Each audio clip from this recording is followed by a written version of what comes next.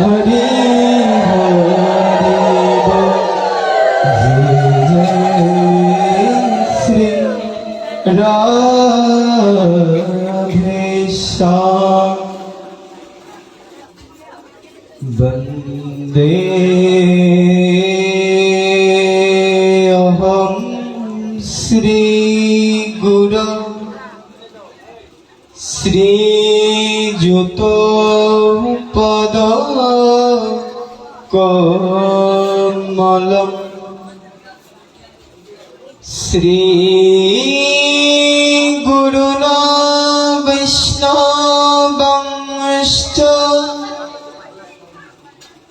শ্রীরূপং সাগরজাতম সহগণ রঘুনাথান্বিত তম সজীবম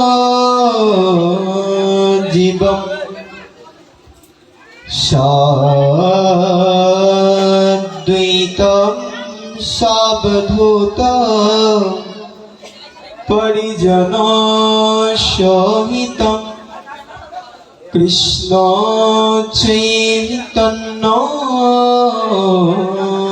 দেবম শ্রী রাধা কৃষ্ণ পাদা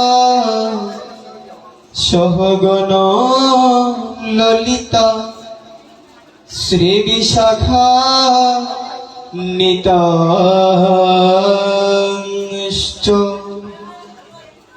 বন্দে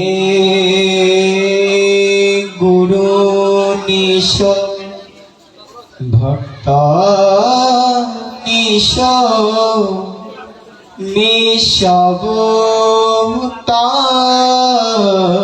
নিশাবতারকং ততো প্রকাশংশ্চ তশ্চপ্তি কৃষ্ণ চৈতন্য সঙ্গকং সংসার দাবানল লিরলোক ত্রাণায় কারণ্য ঘন ঘনোত্তম প্রাপ্তস্য কল্যাণ গুণার্ণবস্য বন্দে গুরু শ্রী চরণারবিন্দম নমো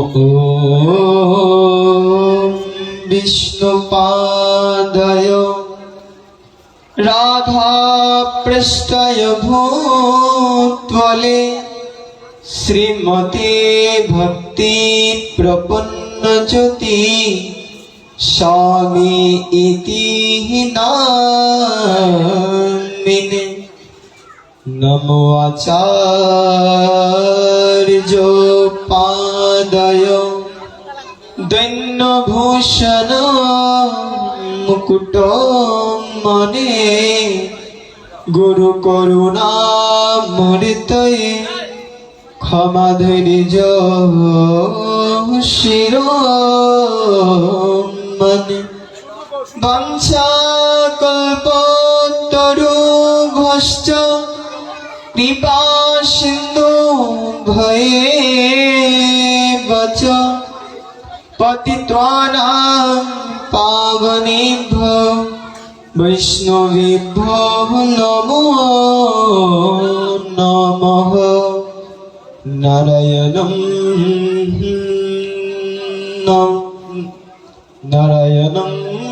নমস্কৃত্যং নরং চৈব নরোত্তমং দেবীং সরস্বতীং ব্যাসং ততো জয়মুদীরয়ে। ওম বৃন্দাবনে তুলসী দেব্যৈ প্রিয়ৈ কেশবস্য চ কৃষ্ণ ভক্তি প্রদে দেবী সত্যভক্তায় নমো নমঃ। কৃষ্ণ উৎকীর্তন গান নর্তন পর প্রেমামৃত অম্ভ নিধি ধীর অধীর জনপ্রিয় প্রিয় করো নির্মত স্বরূপ পূজিত দ্বন্দ্বিরূপ সনাতন রঘুযুগ শ্রীজীব গোপালক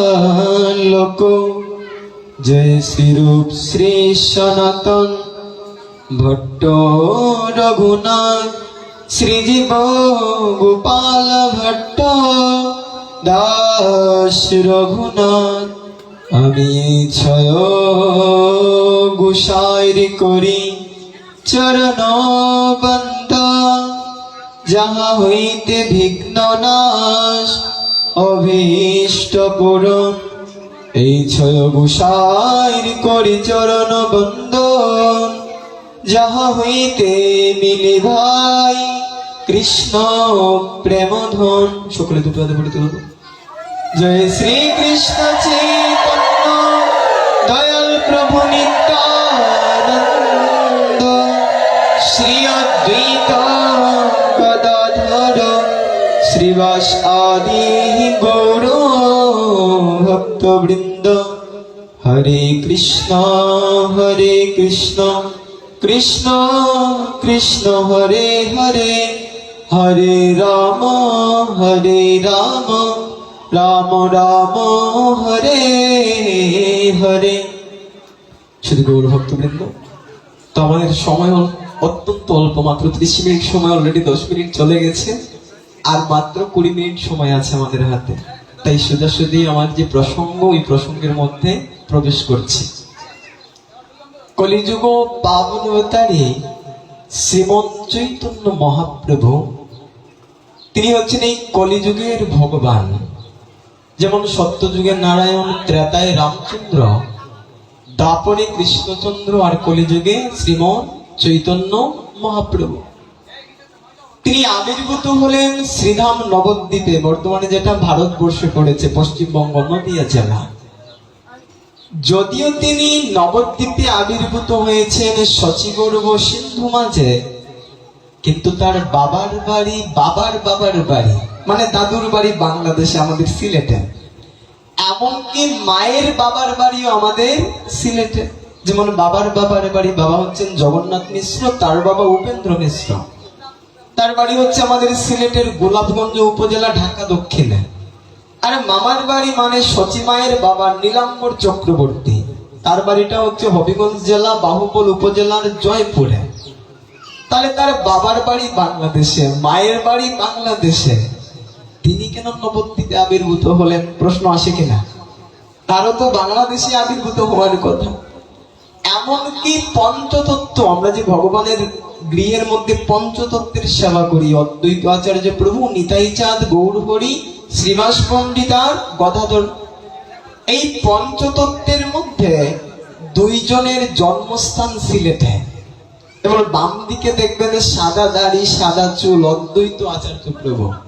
তার আবির্ভাব স্থান আমার শিক্ষাগুরুর বাড়ি যেখানে, ওখানে সুনামগঞ্জ জেলা, তাহিরপুর উপজেলা, লাহুর পরগনার নবগ্রামে। বাবা হচ্ছেন কুবের পণ্ডিত আর মা হচ্ছেন নাভা দেবী। তার বাল্য নাম ছিল কমলাক্ষ। কমল মানে পদ্ম ফুল, আর অক্ষী মানে চোখ। তার চোখগুলো দেখতে পদ্ম ফুলের ন্যায় ছিল, তাই নাম হয়েছিল কমলাক্ষ। তার বাড়িও সিলেটে, সুনামগঞ্জ জেলা। অপরদিকে শ্রীবাস পণ্ডিত, যিনি দাপর যুগে দেবর্ষি নারদ ছিলেন, তারও জন্মস্থান সিলেটে বিয়ানীবাজার উপজেলার পণ্ডিত পাড়ায় জলধর পণ্ডিতের পুত্র হয়ে তিনি আবির্ভূত হলেন। তাহলে জন্মস্থান এখানে, সবাই ঘর বাড়ি দেখা যায় নবদ্বীপে। কারণ কি? সবার জন্ম এখানে। এমনকি গদাধর, যিনি রাধারানীর অংশ হয়ে অবতীর্ণ হয়েছেন, তার বাড়ি চট্টগ্রামে। তাহলে বাংলাদেশের সবাই, শুধু নিতাই চাঁদ হচ্ছেন ইন্ডিয়ার, একচক্রা ধামে তার জন্ম, বীরভূম জেলা। পঞ্চতত্ত্বের 4 জনের আদি নিবাস এখানে, একজনের হচ্ছেন পশ্চিমবঙ্গে, ভারতে। তাহলে সবার বাড়ি ঘর এখানে, তারা ওখানে কি করছেন? মহাপ্রভু কেন নবদ্বীপে আবির্ভূত হলেন? বলে এর পিছনে কারণ আছে।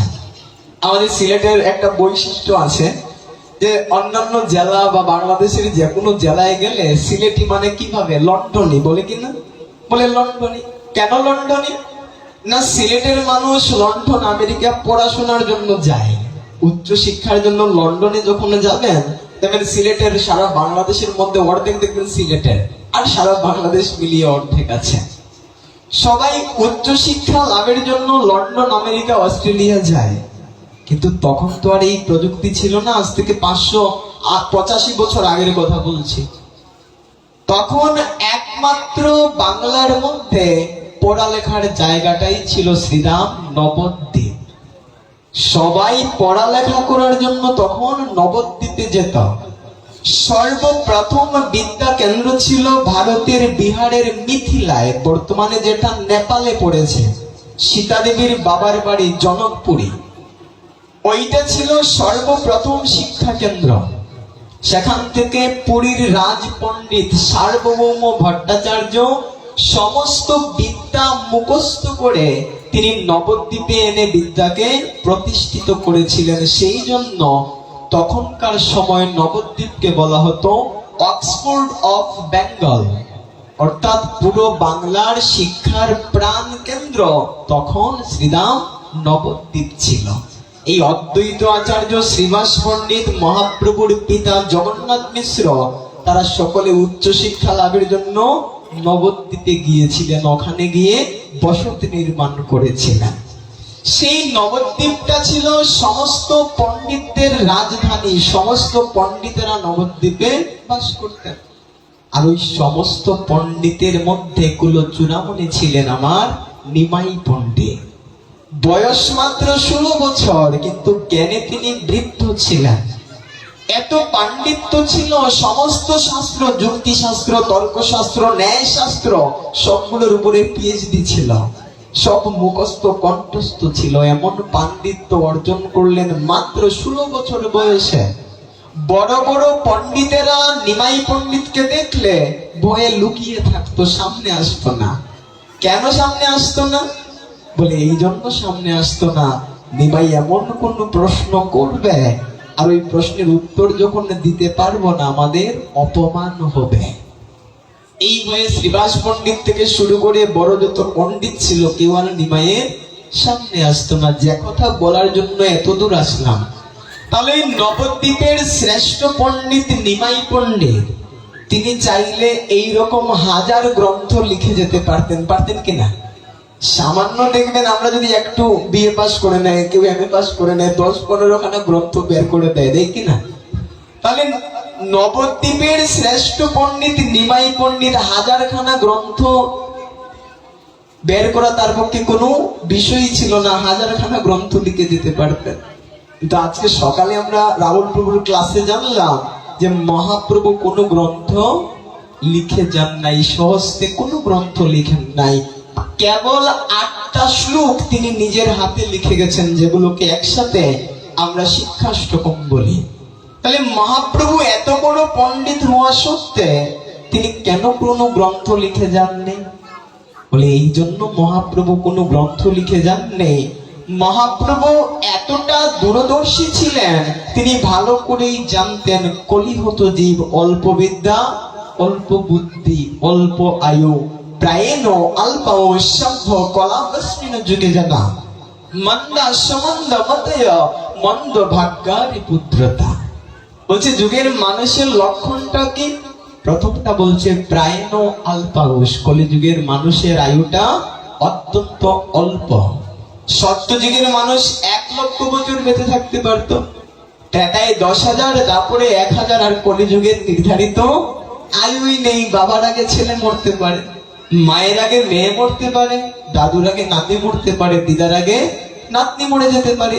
গর্ভের মধ্যে সন্তান এসেছে, সে পৃথিবীর মুখ দেখবে কিনা তারও কোনো নিশ্চয়তা নাই, ভূমিষ্ঠ হবে কিনা গর্ভের মধ্যেই মরে যেতে পারে। আরো জানালেন রাতে ঘুমিয়েছেন, সকালবেলা চোখ খুললে সকাল, না খুললে পরকাল, নিশ্চয়তা নাই। প্রায়ণ অল্পাউ সভ্য কলাবস্মিন যুগে জানা।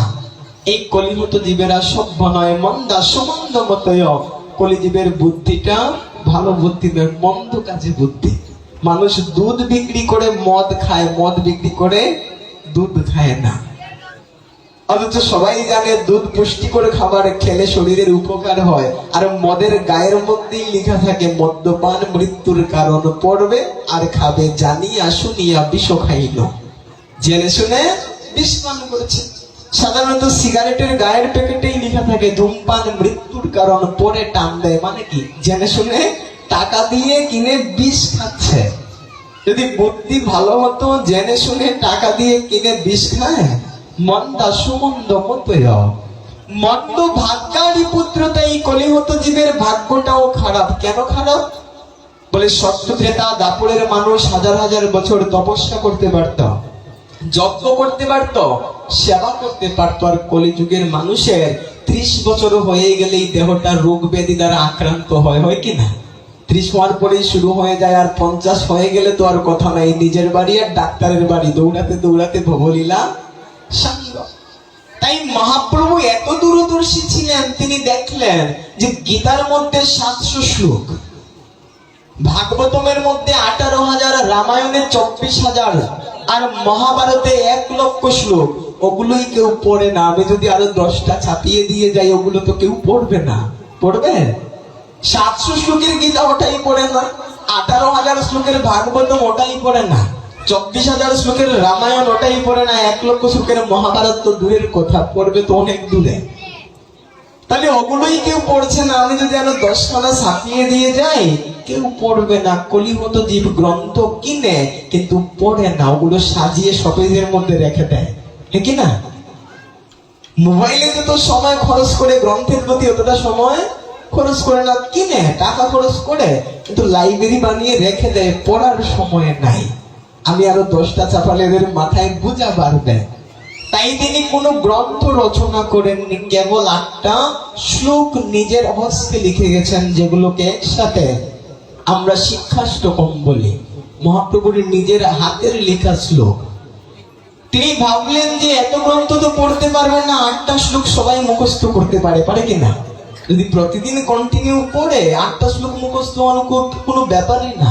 তাই তিনি নিজের হাতেই 8টা শ্লোক লিখলেন। সকালবেলা আমরা প্রভুর শ্রীমুখে শুনেছিলাম, চেতো দর্পণ মার্জনম ভব মহাদবগ্নি নির্বাপনম শ্রেয়তিরব চন্দ্রিকা বিতরণম বিদ্যাবোধো জীবনম আনন্দাম্বুধিবর্ধনম প্রতিপদম পূর্ণামৃতস্বাদনম সর্বাত্মস্নপনম পরং বিজয়তে শ্রীকৃষ্ণ সংকীর্তনম নম নম তারি বহুদা নিজ সর্বশক্তি স্তোত্রার্পিতা নিয়মিত স্মরণেন কালঃ এতাদৃশী তব কৃপা ভগবান মহাপি দুর্দৈবমিদৃশম ইহ জনে ননুরাগ ত্রিনাদপি শুনেছেন তরুণীব সহিষ্ণুনা অমানিনা মানদেন কীর্তনীয়াস্যদহরি ন ধনম ন জনম ন সুন্দরী কবিতাম বা জগদীশ কাময়ে মম জন্মনি জন্মনীশ্বরে ভবতদ ভক্তি রহিতু কিতৈ ওই নন্দ তনুজ কিঙ্করং পতিতং মাং বিষমে ভবং ভুদৌ কৃপয়া তব পদ পঙ্কজ স্থিত ধূলি সদৃশং বিচিন্তয় নয়নং গলদশ্রুধারয়া বদনং গদগদ রুদ্ধয়া গিরা পুলর্কৈর্নিচিতং বাপো কদা তব নাম গ্রহণে ভবিষ্যতি যুগৈতং নিমিষেন চক্ষুষা প্রাবৃশায়িতং শূন্যৈতং জগৎ সর্বং গোবিন্দ বিরহেণ মে আশ্লিষ্য বা পদরতাং বিনষ্টো মম দর্শনাৎ মর্মহতং করতু বা যদা তথা বিদদাতু লম্পট মৎপ্রাণনাথস্তু স এব না পর। এই 8টা শ্লোক মহাপ্রভু নিজের হাতে লিখে গেছেন। তো প্রথম শ্লোকের অনুবাদ আমরা অনেকবারই শুনেছি, আজ দ্বিতীয় শ্লোকেরটা শুনে। মহাপ্রভু দ্বিতীয় শ্লোকে বলছেন, নাম নাম কারি বহুদা নিজ সর্বশক্তি। হে জগতী জীব, জেনে রাখো এই নামের মধ্যে আমি আমার সমস্ত শক্তি অর্পণ করে রেখেছি। যেই নাম সেই কৃষ্ণ ভজনিষ্ঠা করে নামেরও সহিত আছেন আপনি শ্রীহরি। নাম আর নামই অভিন্ন, ভেদ করা যায় না। এই নামের মধ্যে আমি সমস্ত শক্তি দিয়েছি। প্রমাণ কোথায়? বলে প্রমাণটা দাপর যুগে রয়েছে। কৃষ্ণ যখন দাপর যুগে দ্বারকালীলা করছেন, সেই দ্বারকালীলায় ভগবানের 16,108 জন মহিষী ছিলেন। আপনারা সকলে অবগত আছেন, কৃষ্ণের 16,108 মহিষী, 16,108 পাটরানী ছিলেন।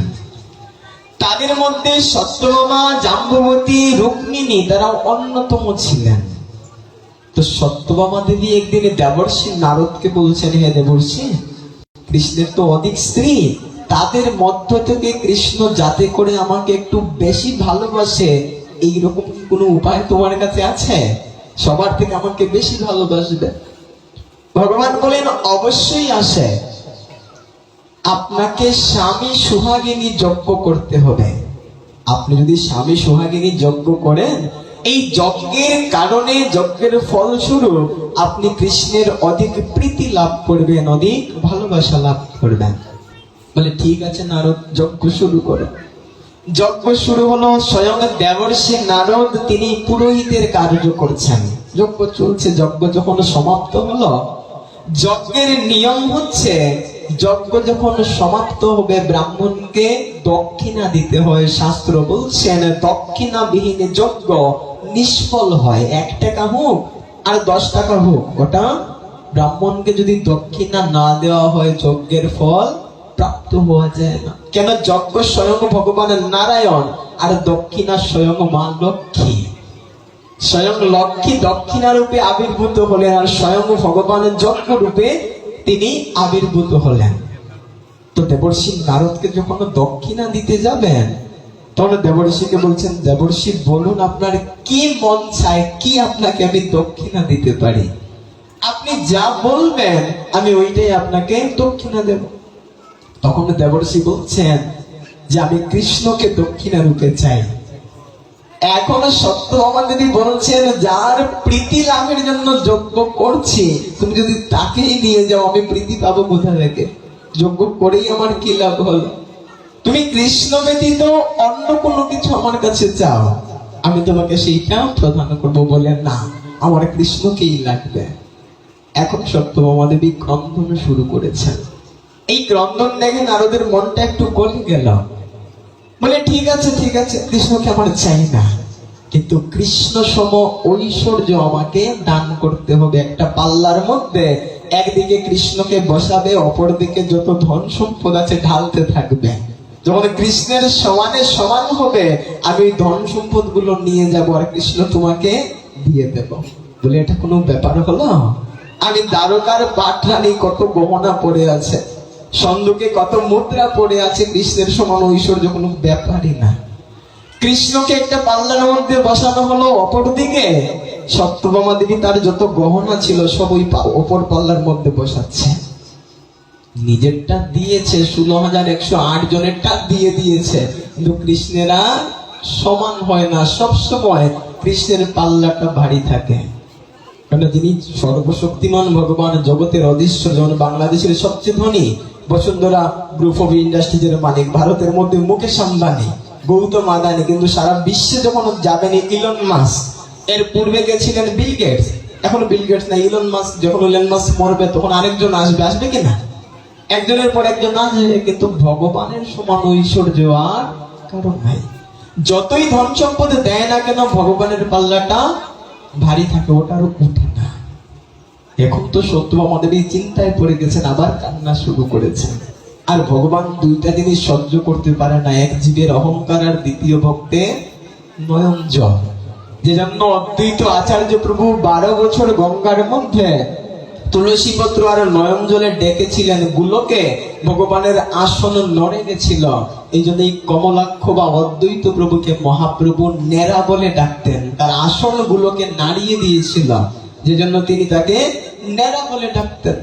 তাহলে যখন সত্যভামা কান্না করছে, ভগবান উদ্ধবকে ইশারা করলেন, কেন উদ্ধব ভগবানের মিত্র ছিলেন, স্বয়ং দেবগুরু বৃহস্পতির শিষ্য ছিলেন এই উদ্ধব। উদ্ধব এসে বলছে, দেবী আমি আপনাকে সমাধান দিচ্ছি, আপনি সমস্ত গহনা সমস্ত অর্থ সম্পদ নামান, এগুলোর কোনো প্রয়োজন নেই, কেবল একটা তুলসী পত্র তিনি অর্পণ করলেন। এই তুলসী পত্র চয়ন করে চন্দন চর্চিত করে ভগবান কৃষ্ণের নাম লিখলেন।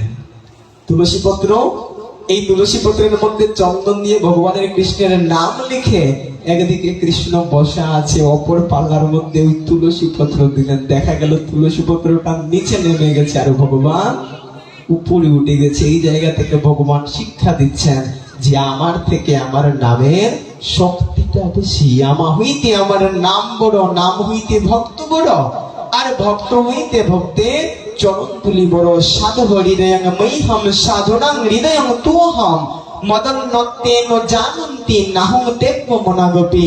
সবাইকে জানিয়ে দাও সাধুগণ আমার হৃদয়, আর আমিও সাধুগণের হৃদয়। সাধুগণ আমাকে ব্যতীত কোনো কিছু জানে না, আর আমিও সাধুগণকে ব্যতীত কোনো কিছু জানি না। স্বয়ং আমি সাধুগণ ভক্তগণের চরণ তুলি মস্তকে ধারণ করি। বলে না, দেখবেন শেষে একটা কীর্তন হয় যে দুলি নয় গোপী পদরেন, সেই ধুলা অঙ্গেতে মাখে নন্দের ছেলে কানু। গায় কিনা? কখনো কি মনে প্রশ্ন জাগে যে ভগবান কি গোপীপদর রণে ওই ধুলা অঙ্গে মাখে? বলে অবশ্যই মাখে। তাই জন্য তো কৃষ্ণের কপালে তিলক আছে, রাধারানীর কপালে আছে? কেউ রাধারানীর কপালে তিলক দেখেছেন? তিলক আছে? রাধারানীর কপালে তিলক নাই, কৃষ্ণের কপালে তিলক। কখনো মনে প্রশ্ন জাগে যে একজনের কপালে তিলক আছে, অপরজনের কেন নেই? বলে আগে জানো তিলকটা কি, যে তিলকটা দিয়েছি না ওটা সাধারণ মাটি না, ওটা বৃন্দাবনের ধুলি কণা, ব্রজের ভক্তদের চরণ তুলি, যে চরণ তুলি ভগবানের নিজে কপালের মধ্যে লাগায়। দ্বাদশ সঙ্গে দেওয়ার পরে ললাটে কেশবায় নম, কণ্ঠে গোবিন্দায় নম, উদরে নারায়ণায় নম, বক্ষে মাধবায় নম, বিষ্ণুবে নম, বামনায় নম, মধুসূদনায় নম, ত্রিবিক্রমায় নম, শ্রীধরায় নম, ঋষিকেশায় নম, পদ্মনামায় নম, দামোদরায় নম। হাতের মধ্যে যে অবশিষ্ট থাকে কি করি? মুছে বাসুদেবায় নম। কোন জায়গায় লাগায়? মস্তকের মধ্যে। তার মানে ভক্তের চরণ তুলি ভগবানও মস্তকের মধ্যে ধারণ করেন। তাই জন্যই তো জানালেন আমা হইতে আমার নাম বড়, নাম হইতে ভক্ত বড়, ভক্ত হইতে ভক্তে চরণ ধুলি বড়। এই জায়গা থেকে মহাপ্রভু বলছেন নাম নাম কারি বহুতা নিজ সর্বশক্তি, আমার সমস্ত শক্তি আমি নামের মধ্যে দিয়ে দিয়েছি। নামটা কখন জপ করবে? এই নাম জপ করতে হলে কি নিয়ম মেনে করতে হবে? কোনো সময় আছে? এখন বলছেন নাম নামকারী বহুদা নিজ সর্বশক্তি স্তোত্রার পিতা নিয়মিত স্মরণে নো কালহ। এই হরিনাম করতে হলে কোনো কালের বিচার নাই। দিনেও করতে পারেন, রাতেও করতে পারেন, দুপুরেও করতে পারেন, ভোরবেলাও করতে পারেন। নিয়ম মেনে যে ভোরেই করতে হবে তার কোনো নিশ্চয়তা নাই। যে কোনো সময় হরিনাম করতে পারেন। কেন হরিনাম করব? তাও অনেকে প্রশ্ন করে যে আমি তো মনে মনেই হরিনাম করি, মালায় কেন করব? মালায় না করলে কি হয় না? মনে মনেই তো করতে পারি। তাহলে তাদের জন্য মনে মনে তো তুমি খেতেও পারো, হাত দিয়ে 3 বেলা খাও কেন? 1 নম্বর কথা। 2 নম্বর, মালায় কেন করব? বলে মালায় করলে ওটা অভ্যাস হয়। যেমন আমরা যারা 16 মালা জপ করি, 12 মালা হয়েছে, ঘুমানোর আগে হঠাৎ মনে পড়েছে 4 মালা বাকি আছে, ঘুমাতে যাওয়ার আগে 4 মালা কমপ্লিট করে সুন্দর যখন হয় তখন ঘুমাতে যাই। বা যারা 4 মালা জপ করে ঘুমানোর আগে হঠাৎ মনে পড়েছে যে আজকে তো মালা জপ হয় নাই, মালার দিকে তাকিয়েছে, তখন জপ করে, কিন্তু মনে মনে ওটা হয় না। কেন হয় না? ভোলা তো মন, গতকাল কি খেয়েছি ওইটাই অনেকের মনে নাই। মনে আছে? বলছি এই মালার মধ্যে জপ করলে ওটা অভ্যাস হয়। কেন অভ্যাস? বলি অভ্যাস ছাড়া অন্তিমে ভগবানের নাম মুখে আসবে না। আপনি যেটা অভ্যাস করবেন ওটাই আপনার স্বপ্নের মধ্যে আসবে। প্রভু প্রায় সময় পাঠের মধ্যে বলে যে আটা বিক্রেতা দিনের বেলা আটা বিক্রি করে রাতে স্ত্রীর পাশে ঘুমিয়েও বলে 10 কেজি আটা দে, 5 কেজি আটা দে। কেন? সারাদিন যে বিক্রি করে ওটা তার অভ্যাস। তো আপনি সারাদিন হরিনাম নেবেন না, সারা জীবন হরিনাম নেবেন না, আর অন্তিম সময়ে মুখ দিয়ে হরিনাম বের হবে কি করে সম্ভব? আর গীতায় ভগবান বলছেন অন্তিম সময়ে যদি মুখ দিয়ে হরিনাম না আসে তাহলে তার কখনো ভগবত প্রেম ভক্তি লাভ হবে না, ভগবত ধামে যাওয়া হবে না। অন্তকালে চ মামেব স্মরণ মুক্তা কলিবরম যে প্রিয়াতি সমদ ভাবম জাতি নস্তত্ব সংশয়। অর্জুন জগৎজীবকে জানিয়ে দাও অন্তিম সময়ে মৃত্যু সময়ে আমার নাম নিয়ে যে মরবে, আমার চিন্তা করে যে মরবে, সেই আমার ধাম প্রাপ্ত হবে। জম জম বাপি স্মরণ ভাবম তেজতি অন্তে কলিবরম তম তম এবয়তি কন্তেও সদা তদ্ভাব ভাবিত।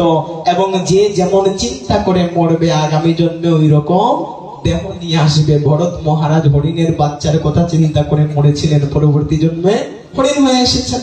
অপরদিকে অজামিল সারা জীবন পাপ করে মরার সময় ছেলের নাম নারায়ণ বলে মরেছিল, ভগবত ধামে চলে গেছে। তাই এইটাই যেন আমাদের কাম্য হয় যে প্রতিদিন যেন হরিনাম জপ করতে পারি আর সারা জীবন যেন করি, যাতে অন্তিমে মুখে হরিনাম বলে মরতে পারি। আজকের মতো কৃষ্ণ কথা অমৃত এখানেই বিশ্রাম টানছি। আমার সময় 30 মিনিট ছিল, 2 মিনিট এখনো বাকি আছে। আমার পরবর্তী পাঠক আসবেন, আপনারা তার মুখে হরিকথা শ্রবণ করবেন, আমাদের ব্রজবিহারী প্রভু। এবং রাত 7:30টার দিকে সুদূর বিয়ানীবাজার থেকে আগত 7টা আচ্ছা রাত 7টায় সুদূর বিয়ানীবাজার থেকে আগত আমাদের জ্যেষ্ঠ গুরু ভাই শ্রীকৃষ্ণ বল্লভ দাস, ওনার শ্রীমুখে আমরা হরিকথা শ্রবণ করব। এবং রাত 9 ঘটিকায় আমাদের শিক্ষাগুরু শ্রীপাদ রাহুল কৃষ্ণ দাস শ্রী প্রভুজির শ্রীমুখে হরিকথা অমৃত শ্রবণ করবো। জয় নিতাই, জয় গুরু, জয় শ্রী।